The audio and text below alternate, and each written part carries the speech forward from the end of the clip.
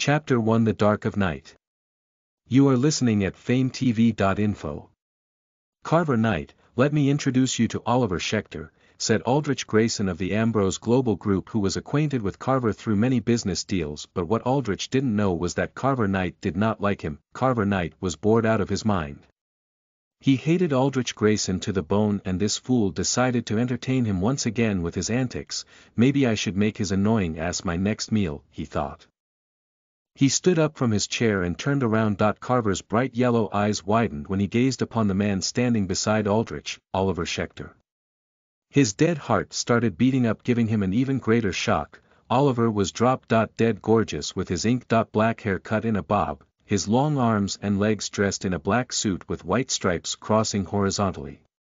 His lips were perfectly plumped and pink, suckable to the extent that made Carver's cock twitch. Oliver extended his arm out, opening his palm for Carver to shake. "Mr. Knight, this is an honor. Never in my life have I ever imagined that I'd meet the great Carver Knight," Oliver smoothly complimented Carver as he batted his long eyelashes at him. The smile on Oliver's face was genuine, but it left an uncertain feeling in Carver's chest that he couldn't understand. Carver extended his hand out and shook Oliver's hand, gliding his slim fingers against Oliver's delicate hand with a chuckle. "It's a pleasure to meet your acquaintance, Oliver. Why is it that we haven't met before?" Carver asked as he made sure to secretly pay attention to all of Oliver's delicate features. Oliver raised an elegant questioning brow that evened out quick. "Well, this is my first time attending one of these galas, Mr. Knight." "And why is that?" Carver asked as he gripped onto Oliver's hand firmly, and using his free hand, he traced it down Oliver's spine, stopping at the small of his back, and guided Oliver towards the bar area, leaving Aldrich Grayson behind, who went about his own business. "I'm not particularly fond of such gatherings," Oliver answered as he pulled his hand away, upsetting Carver into frowning. They reached the bar. Carver leads him to sit on one of the empty stools, not knowing that he was making Oliver incredibly uncomfortable. Carver sat down beside Oliver and ordered a drink for himself and motioned for Oliver to place his drink too. Carver stared into Oliver's greenish-yellow eyes after they placed their drinks. "Why not? This is for charity." Shrugging, Oliver answered, "I don't mind giving my money away, but to sit around and do nothing but speak to people is quite annoying on several occasions." Carver chuckled in relation as he brought the glass of whiskey on the rocks to his lips. "I know the feeling. I hate these types of gatherings, but I just have to pretend to be perfect Carver Knight," he mocked. Oliver pursed his lips as he thought of Carver's words. "You seem a bit too unhappy about this subject," Oliver stated. "You noticed?" He winked with a smirk. "Oliver, what are you doing after the gala?" Carver asked as he scanned his surroundings with nothing in particular in mind. "Going home. I have work at 3 in the morning, Oliver answered as he checked the time on his wrist watch. Carver frowned. Why? He still wanted to spend more time with Oliver, since he was finding it so hard to figure out why he couldn't read him like he could with other people. "It's easier that way. I start at 3 and end at 3 in the afternoon, a full 12 hours. Oliver smiled at Carver but froze when he saw Carver's intense gaze as stare at him. His yellow eyes sent a shiver down Oliver's spine that made him feel unsettled. It was as though Carver was seeing straight through him with curiosity, and it was freaking him out slightly.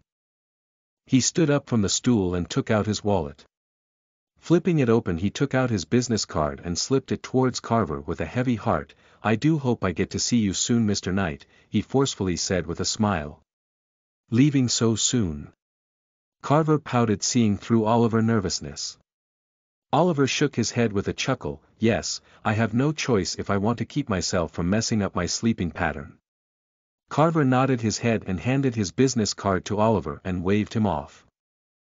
Oliver made his rounds to say his goodbyes to everyone.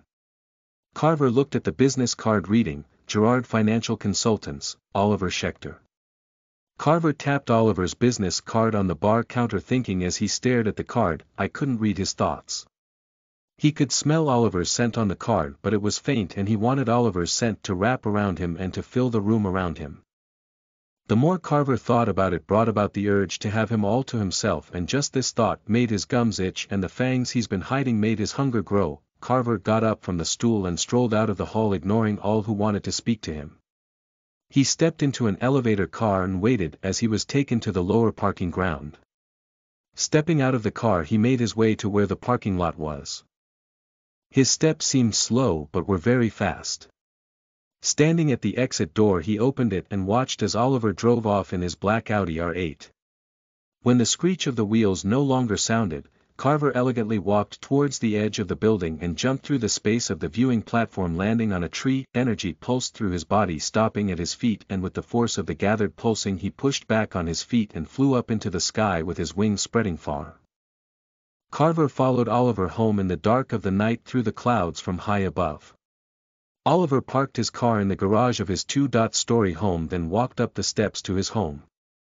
After taking a shower, he sat at his desk and checked his emails and schedule for tomorrow. After sorting that out, he went to his room, dried himself and got into bed naked, completely exhausted from today's works. His head hit the pillow and sleep pulled him in. The time was nearing 11 and the exhaustion got him heavily.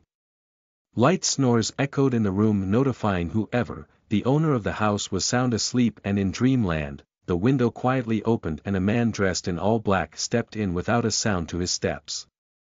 Carver's bright yellow eyes were the only thing that could be seen. Through his advanced night vision, he saw the most appetizing individual that he had ever laid his eyes on. Oliver was sound asleep, naked, spread like an eagle. Carver's eyes molested Oliver's muscled body that flexed as he turned over onto his stomach after feeling the slight breeze of the wind that came in through the window. Carver came through. Carver's mouth watered at the sight of Oliver's, but perked up with his legs spread and his shaft between his legs just lying there, inviting him. Carver's cock strained against his pants. He stripped out of his layers of clothes and climbed onto the bed. Crawling closer, he lowered his head and ran his nose up Oliver's juicy right leg, peppering kisses along its length as he smelt the Arthur Ford body wash on him. Oliver moaned lowly as he felt the cold lips against his skin in his sleep. The tip of Carver's nose reached the crease of his butt cheek, meeting his thigh. Carver kissed up his cheek and opened his mouth. He bit down and sucked in a mouthful of the soft butt cheek. His cold trails of kisses and touches sent shivers up Oliver's body. Carver's tongue licked up the crease of Oliver's cheeks, licking up and caressing the puckered bud. Spreading his cheeks apart, he pulled back and his mouth instantly watered, seeing the ring of tight muscles. Carver stuck his tongue out and plundered the bud with his tongue, ravaging the bud with his mouth, sucking it and fucking it with his tongue, sucking on it as if it was his oxygen. Carver gave one powerful stroke, tugging his shaft, and lined himself up. He stretched Oliver's legs out of the way and leaned down against his back. Pulling his hips back, he snapped them forward, sending his cold rock-hard cock into the warm, soft tunnel lined with strong muscle rings, forcing his way up and hitting the hilt. Oliver's eyes widened. The pain the ice shaft struck him with as it forcefully embedded itself in his back entrance, brought him misery. A firm grip snaked its way to the front of his neck and forced him up. This slight movement sent the shaft further up, cracking his prostate as Carver pounded himself in and out of him. His back hit an ice wall that sent chills throughout his body. His walls inside were being frozen but fought an honorable battle against the war weapon. Grunts of pleasure escaped Carver's lips at every powerful thrust his snapping hips brought him. Listen to the full novel at FameTV.info, direct link in the description.